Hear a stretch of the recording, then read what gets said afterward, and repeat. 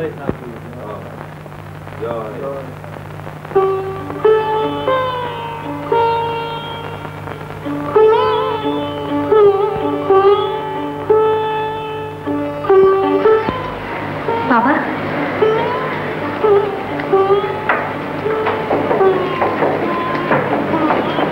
আপনি চলে এলেন, এরপর হরিণ লুট হবে যে? হরিণ লুট? এদিকে তো আমার সব লুট হয়ে যাচ্ছে মা। বাবা দেখো বৌমা, তোমার মুখ দেখে আমি বেশ বুঝতে পারছি যে আনন্দ কোনো কাজে যায়নি, আর এমন একটা কিছু নিশ্চয়ই ঘটেছে যা তুমি আমার কাছে লুকিয়ে যাচ্ছ। দেখো বৌমা, তোমরা কেউ কিছু না বললেও একটা কথা আমি তোমায় বলে রাখি মা, তোমার মতন মেয়ের সঙ্গে আমার ছেলে যদি কোনো বিশ্বাসঘাতকতার কাজ করে থাকে, তাহলে বাপ হয়ে আমি শুধু একটা কাজই করতে পারি, সেটা হলো তার মৃত্যু কামনা। বাবা, ঠাকুরের সামনে দাঁড়িয়ে আপনি কি বলছেন? তোমরা একটা কথা কেন বোঝো না মা? আমি যেমন অন্যায়ের শাসন করতে পারি, তেমনি আবার ক্ষমাও করতে পারি। কেন?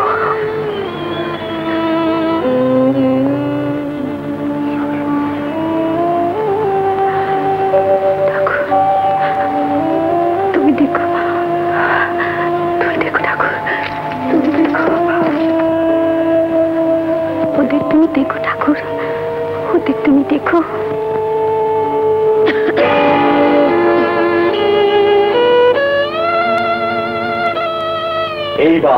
এইবার তোমার বাড়ি তৈরি হবে। হ্যাঁ, সবুজ বাড়ি, এরকম সবুজ বাড়ি।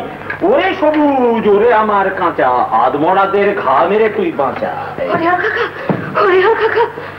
আমার না, আমার কি কি তোমার কি হয়েছে বলো না? আমার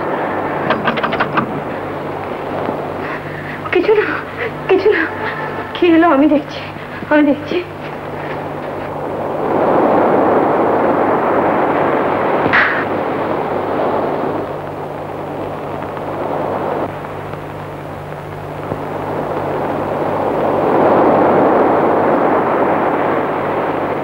কি সদা করলে বাবু আনন্দ?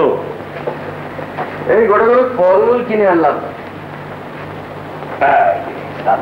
সবুজ বাড়ি, গ্রিন হাউস। গ্রিন হাউসে মানুষ থাকে, শোনো, খোকনটার একদম পুষ্টি হচ্ছে না। কয়েকটা আপেল নিয়ে এসেছি, বিকেলে একটু সেদ্ধ করে খাইয়ে দিয়ে তো। খোকনের পুষ্টির কথা তোমায় ভাবতে হবে। খোকনের পুষ্টির কথা ভাবছে আমার 3 নম্বর বাড়ির ভেতরে বসে। গিয়ে দেখো খোকনের জন্য সুজির পায়েস তৈরি করছে। আচ্ছা হরিহর কাকা, খোকনের বোর্ডিং এর ব্যবস্থা কিছু হলো? ওইটুকু বাচ্চাকে কোনো বোর্ডিং নেবে না। কেন নেবে?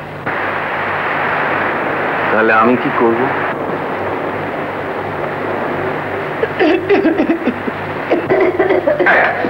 কমার ধরে যেমন কাশছে, কি করবো না করে ডাক্তার দেখা। না না না, ওকে কেন ডাক্তার ডাক্তার বলছেন? আমার বড়নি কেন? কি আমার কিছু, একটু জ্বরে গা পুড়ে যাচ্ছে।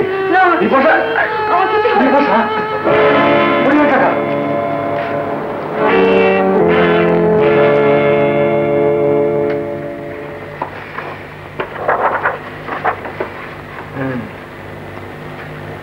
পজিটিভ মানে ছোঁয়াচে, ভীষণভাবে ছোঁয়াচে হয়ে গেছে রোগটা।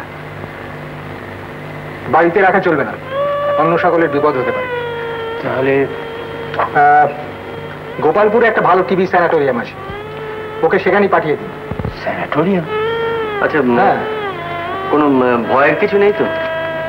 দেখুন, আজকালকার দিনে টিবি একটা ভয়ের ব্যাপারই নয়, কিন্তু এক্ষেত্রে বহুদিন ধরে রোগটা চেপে রেখে রেখে ওর দুটো লাংসই ঝাঁঝরা হয়ে গেছে, একেবারে শেষ অবস্থা।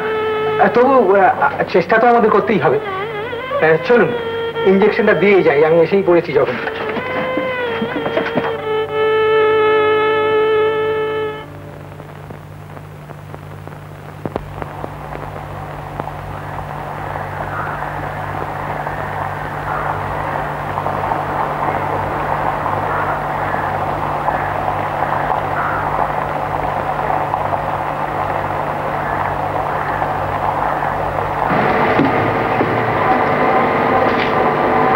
তুমি ভাবনা করো না, ও আমার কাছেই শোবে, আমি ওকে খুব রাখতে পারবো।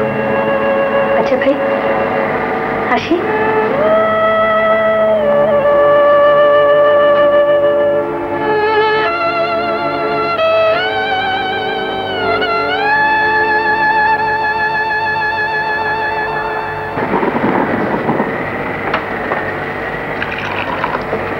হরিহর কাকারা আমাদের জন্য অনেক কিছু করছেন, আসলে খোকনের মায়া পড়ে গেছে। শুধু হরিহর কাকারা কেন, তুমিও তো অনেক কষ্ট করছো। আমাকে তো করতেই হবে, খোকন তো আমারই ছেলে। শুধু এই জন্যই তোমার এত কৃচ্ছ সাধন? কৃচ্ছ সাধন? হ্যাঁ তাই, খোকন তোমার ছেলে একটা দুর্ঘটনার ফসল, তার জন্য তুমি সমস্ত অভাব অনটন কষ্ট সহ্য করছো, এমনকি আমাকেও সহ্য করছো। কিন্তু তোমার মন সে তো পড়ে আছে কলকাতার ওই রাজবাড়িতে, সুবর্ণার কাছে। বলো বলো, আমি ঠিক বলছি কিনা বলো?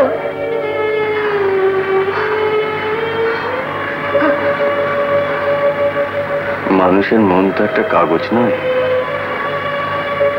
যে প্রয়োজন মতো রবার দিয়ে ঘষলি সব মুছে গেল।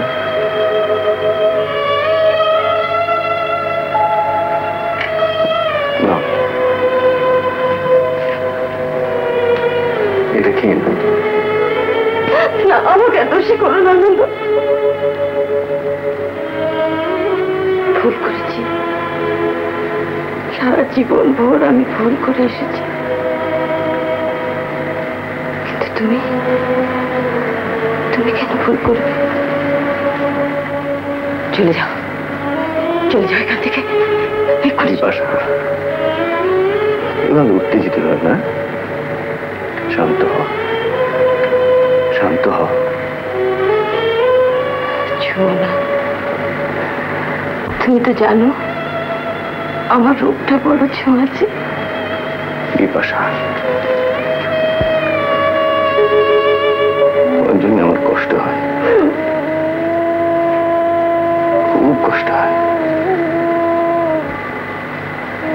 কেন?